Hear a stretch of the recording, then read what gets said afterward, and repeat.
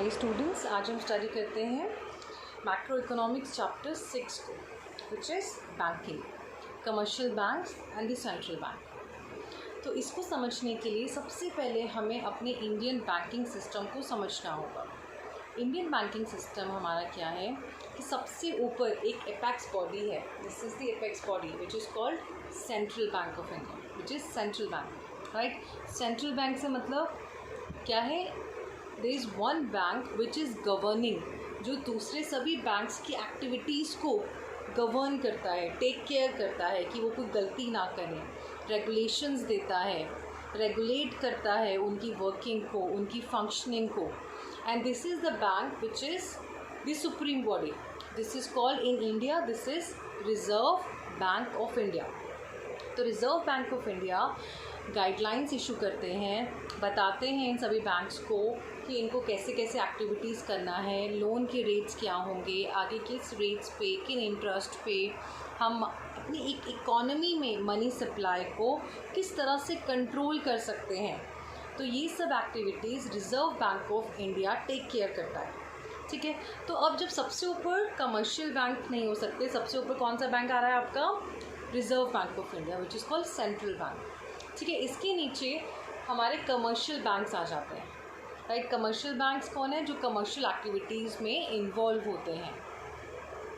Commercial मतलब business activities में involve हैं, जो इसको एज अ बिजनेस कर रहे हैं, ठीक है। कमर्शियल एक्टिविटीज़ की भी डिफरेंट कैटेगरीज हैं, which is public sector banks, private sector banks, cooperative banks, ठीक है। तो पब्लिक सेक्टर बैंक्स को हम समझते हैं वो banks which are owned by the government, which are called State Bank of India is a public sector bank, right. इसी तरह से आपके और भी बैंक्स हैं, पंजाब नेशनल बैंक हो गया है, आपका सिंडिकेट बैंक है, कैनरा बैंक्स हैं, ये सभी वो बैंक्स हैं जो पब्लिक सेक्टर बैंक्स हैं। प्राइवेट सेक्टर बैंक्स क्या हैं, which are owned by the private players. तो प्राइवेट प्लेयर्स भी बैंक्स की एक्टिविटीज़ में इन्वॉल्व हो सकते हैं, जैसे कि HDFC हो गया, ICICI हो गया, राइट। इस तरह के बैंक्स आपके प्राइवेट बैंक्स कैटेगरीज में आ जाते हैं। थर्ड टाइप ऑफ कैटेगरी आती है cooperative banks. Cooperative bank as the name signifies, जो कॉरपोरेशन में बनाए गए हैं, राइट। तो यहाँ पर एक बैंक का नाम मैं बताने वाली हूँ, which is Jain cooperative bank. तो कोऑपरेटिव मतलब क्या है कि कुछ लोगों ने, कुछ जैन कम्युनिटी के लोगों ने मिलकर एक सोसाइटी बनाया और सोसाइटी के अंडर में वो बैंकिंग एक्टिविटीज़ में इन्वॉल्व हो रहे हैं। उनका मकसद क्या है कि वो अपनी कम्युनिटी की मदद करना चाहते हैं। जैसे अगर जैन कोऑपरेटिव बैंक को देखा जाए तो उन्होंने क्या किया, because this is a minor community in India, तो उन्होंने क्या किया, उन्होंने अपनी कम्युनिटी को आगे ग्रो कराने के लिए कुछ लोगों ने मिलकर एक सोसाइटी बनाया और वो कोऑपरेटिव बैंक में कन्वर्ट करवा लिया। और वो क्या कोशिश करते हैं कि जितने भी उनके कम्युनिटी के लोग हैं उनको वो लोन्स, उनके डिपॉजिट्स, वो उन सब चीज़ों में उनको इजी फैसिलिटी दें और बिना प्रोसेसिंग के या बहुत ही कम प्रोसेसिंग फॉर्मेलिटीज़ के उनको वो लोन प्रोवाइड करते हैं, राइट। इसी तरह से कुछ मुस्लिम बैंक्स भी हैं।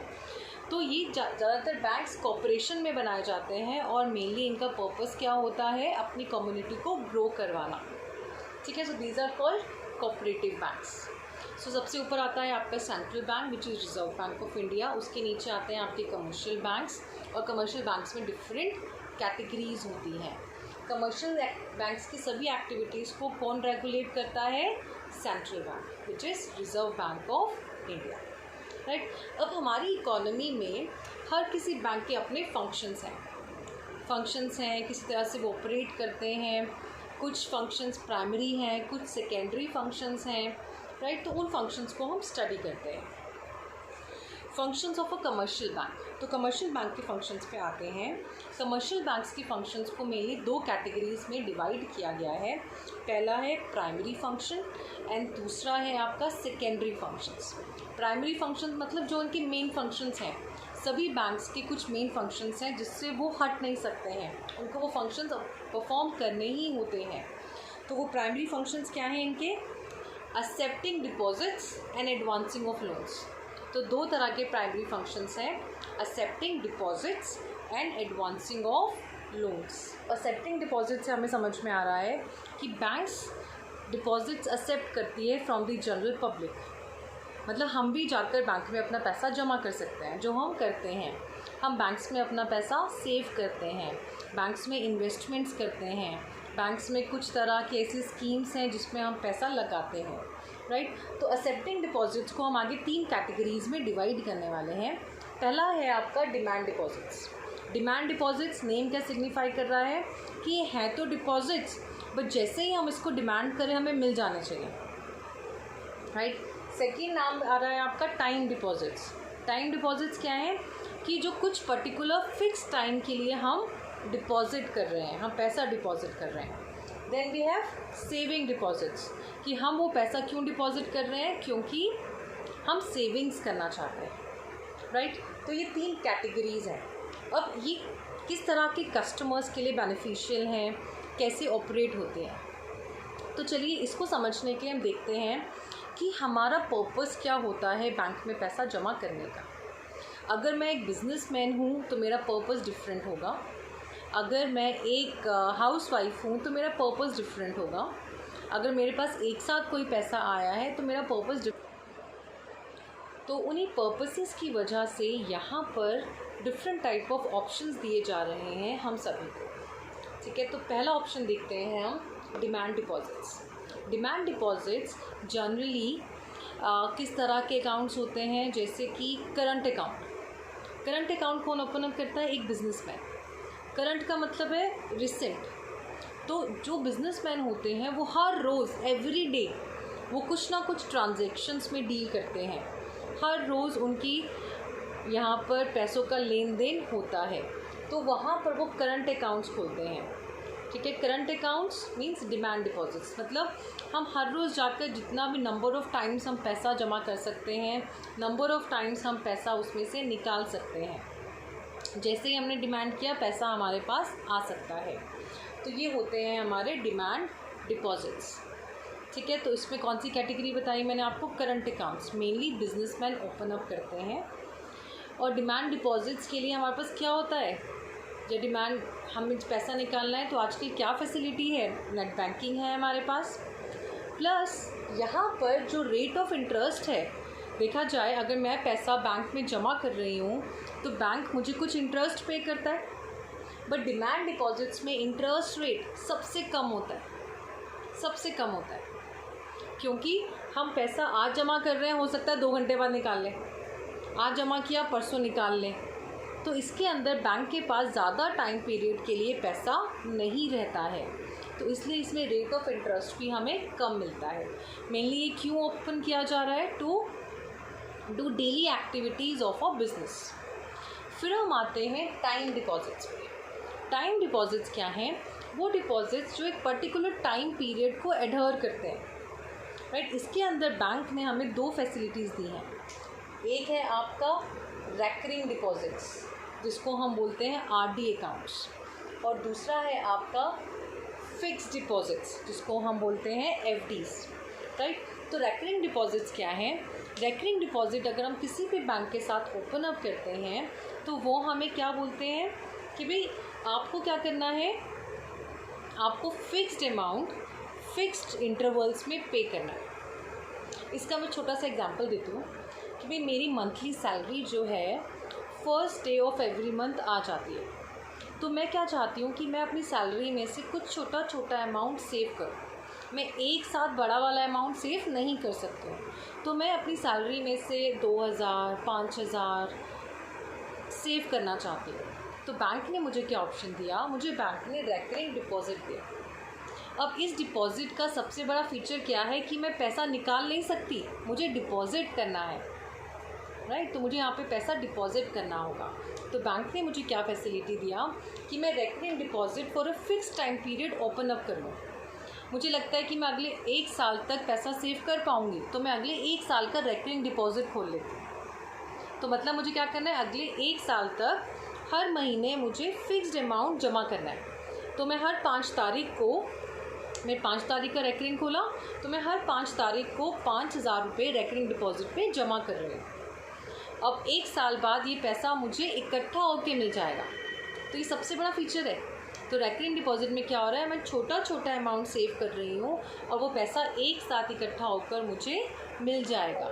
तो एक साल बाद मेरे को अगर मैंने 5,000 जमा किया है तो 5,000 के हिसाब से 5,000 इंटू 12 60,000 रुपये मुझे मिल जाएंगे। प्लस बैंक को मैंने ये श्योरिटी दिया था और मैं रेगुलर रही हूँ, तो बैंक मुझे इस पर रेट ऑफ इंटरेस्ट, मुझे कुछ इंटरेस्ट पे करता है। इट कुड बी 4%, 5%, 6%, ठीक है, डिपेंडिंग अपॉन क्या पॉलिसीज़ चल रही हैं। तो मतलब मुझे 60,000 नहीं मिलेगा, मुझे 60,000 से ज़्यादा ही अमाउंट मेरे बैंक अकाउंट में मुझे मिलेगा, ठीक है। तो ये उन लोगों के लिए जो स्मॉल सेविंग्स करना चाहते हैं। ऐसे ही एक होता है फिक्स डिपॉजिट। फिक्स डिपॉजिट उन लोगों के लिए जो एक ही बार में पैसा जमा करना चाहते हैं। मतलब आज मेरे पास कहीं से 1 लाख रुपया आया है, तो मैं वो 1 लाख रुपया एक साथ बैंक में जमा करना चाहती हूँ। तो मैंने क्या किया, मैंने वहाँ पर बैंक में जाके फ़िक्स डिपॉज़िट खोल दिया 1 लाख रुपए का। तो इसको बोलते हैं एफडी ओपन अप कर देना। तो वो मैं 1 साल की भी ओपन कर सकती हूँ, 5 साल की भी ओपन कर सकती हूँ। अब डिफरेंट टाइम पीरियड्स का क्या फ़ायदा होगा, डिफरेंट टाइम पीरियड्स पे मुझे डिफरेंट इंटरेस्ट मिलेगा। तो मैं एफडी बैंक के साथ जाके ओपन अप कर सकती हूँ। थर्ड टाइप का क्या है डिपॉजिट मेरे पास, which is called saving deposits. तो सेविंग डिपॉजिट्स भाई मुझे श्योरिटी नहीं है कि मुझे कितना सेव करना है पर मंथ, तो इसमें मैं जितना भी अमाउंट सेव कर सकती हूँ, कभी 1,000, कभी 500, कभी 200। तो जब मैं ऐसा अमाउंट सेव करती हूँ तो मेरे को बैंक ने थर्ड ऑप्शन दिया हुआ है सेविंग्स डिपॉजिट्स, ठीक है। अब इसमें देखिएगा, इसमें सबसे कम रेट ऑफ इंटरेस्ट है, इसमें अच्छा रेट ऑफ इंटरेस्ट मिलता है और इसमें नॉमिनल रेट ऑफ इंटरेस्ट मिलता है, राइट। तो ये इस तरह के फंक्शंस हैं जो एवरी बैंक को परफॉर्म करने होते हैं। These are called primary functions. So next function आपका आता है advancing of loans. Advancing of loans में आपको दिया गया है कि भाई जो अब हम बैंक में पैसा जमा कर रहे हैं और जो कमर्शियल बैंक्स हैं उनका रोल क्या है कि वो बिज़नेस करना चाहते हैं। तो वो क्या करते हैं, जो हम पैसा डिपॉजिट करते हैं उस पैसे को वो आगे दूसरों लोगों को लेंड करते हैं, उनको उधार पे देते हैं और उस उधार के पैसों के ऊपर वो उनसे इंटरेस्ट चार्ज करते हैं। तो इसका मतलब देखा जाए जो बैंक मेनली अर्निंग्स कर रहा है वो कहाँ से कर रहा है, वो इंटरेस्ट से अर्निंग्स करता है। वो एक तरह से पैसा लेता है दूसरों को देता है और जो इंटरेस्ट हमें दे रहा है वो कम है और जो लोगों से ले रहा है वो ज़्यादा लेता है। तो इस तरह से बैंक ऑपरेट करते हैं। तो ये प्राइमरी फंक्शंस होते हैं। तो एडवांसिंग ऑफ लोन्स में किस तरह के लोन्स वो देते हैं, कुछ हमारे शॉर्ट टर्म लोन्स होते हैं, कुछ हमारे लॉन्ग टर्म लोन्स होते हैं। शॉर्ट टर्म लोन्स जो विद इन 1 ईयर एक्सपायर हो जाते हैं, जो विद इन 1 ईयर के लिए हमें दिए जाते हैं।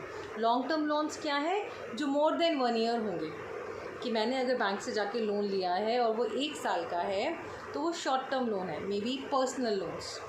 और लॉन्ग टर्म लोन्स क्या होते हैं, जैसे कि हम कार लोन लेते हैं, होम लोन्स लेते हैं, घर खरीदना है उसके ऊपर हम लोन लेते हैं ना बैंक से, तो वो हमारे लॉन्ग टर्म लोन्स होते हैं। इसी तरह से एक थर्ड टाइप ऑफ एक्टिविटी है, जो छोटी सी एक्टिविटी है जो बैंक परफॉर्म करते हैं, जिसको वो बोलते हैं कैश क्रेडिट। कैश क्रेडिट का मतलब क्या है, ये मेनली ऑप्शन उन लोगों को दिया जाता है जो डिमांड डिपॉजिट्स का अकाउंट खोलते हैं, मतलब जो करंट अकाउंट ओपन अप करते हैं। तो उनको बैंक क्या फैसिलिटी देता है कि देखिए भाई एक बिज़नेसमैन है, वो बिज़नेसमैन हर रोज़ कम से कम लाखों की ट्रांजैक्शंस को करता है। तो लाखों रुपए उसके अकाउंट में आते हैं और लाखों रुपए उसके अकाउंट से जाते हैं। कभी कभी क्या होता है कि पैसा आने में डिले हो जाता है और उसको आगे पेमेंट करनी होती है। तो बैंक इस केस में, बिकॉज़ इस बिज़नेसमैन का पिछला ट्रैक रिकॉर्ड अच्छा है, ट्रांजैक्शन हिस्ट्री अच्छी है, तो वो उसको कुछ टाइम के लिए ओवरड्राफ्ट फैसिलिटी दे देती है। ओवरड्राफ्ट का मतलब क्या है कि जो पैसा उसके अकाउंट में नहीं भी है वो उसको भी यूज़ कर रहा है, मतलब एक शॉर्टेस्ट लोन उसको दे दिया गया है। तो मतलब अगर कोई चेक आया है इस बिजनेसमैन के अकाउंट में जो 2 लाख रुपए का है और अभी 2 लाख का चेक इसका क्लियर नहीं हुआ है, तो बैंक इसके ट्रांजैक्शन हिस्ट्री के बेसिस पे, इसके गुड ट्रैक रिकॉर्ड के बेसिस पे वो 2 लाख का चेक क्लियर कर देती है, मतलब अपनी तरफ से पेमेंट कर रही है। क्योंकि उसको पता है कि 2 लाख रुपया अगले दिन उसके अकाउंट में आ जाएगा। तो इसको बोलते हैं ओवरड्राफ्ट फैसिलिटी, या इसको हम बोलते हैं कैश क्रेडिट। ठीक है, इसी तरह से क्या होता है कि कैश क्रेडिट में ही आपका आ जाता है शेयर्स, स्टॉक्स, बॉन्ड्स। बैंक्स जो है इसके बेसिस पर भी, इन असेट्स के बेसिस पर भी लोन प्रोवाइड करती हैं, कैश क्रेडिट्स देती हैं। मतलब इन चीज़ों को रख लेती हैं, शेयर्स को अपने पास रख लेते हैं, बॉन्ड्स को अपने पास रख लेते हैं और कुछ समय के लिए उनको कैश इशू कर देते हैं। ठीक है, credit limit is sanction and the amount is credited to his account. तो यहाँ पर क्या होता है कि वो उसको एक लिमिट दे देते हैं कि इतने लिमिट का आप अमाउंट विड्रॉ कर सकते हो हमारे बैंक से। ठीक है, इसी तरह से डिमांड लोन्स क्या होते हैं? डिमांड लोन्स, जो लोन्स हम बैंक से लेते हैं, बट बैंक के पास क्या ऑप्शन है? बैंक के पास डिमांड का ऑप्शन है। मतलब ये किसी टाइम पीरियड के लिए नहीं है, जैसे ही बैंक इसका डिमांड करेगा वापस, मुझे इस लोन को रीपे करना पड़ेगा। तो this are called demand loans. मतलब refers to those loans that can be recalled on demand by bank at any time. किसी भी टाइम ये बैंक ये पैसा हमसे वापस ले सकता है, तो इसको हम बोलते हैं डिमांड लोन्स। ठीक है, short term loans and long term loans को हम ऑलरेडी डिस्कस कर चुके हैं। So these all are the primary functions of commercial banks, excepting deposits and advancing of loans. ठीक है, आई होप आप इसको विद एग्जाम्पल एक्सप्लेन कर पाएंगे। ये बहुत अच्छे तरीके से बहुत बार पूछा गया क्वेश्चन है। अगर आप इसको अच्छे तरीके से लिख कर आएंगे, डायग्राम ड्रॉ करके आएंगे, फिर इसको एक्सप्लेन करेंगे और एग्जाम्पल देंगे, तो इसके अंदर आपका आधा नंबर भी नहीं कट सकता है। ठीक है, तो इस तरह से हमने कमर्शियल बैंक के प्राइमरी फंक्शंस को एक्सप्लेन करना है। Thank you all, stay tuned, bye bye.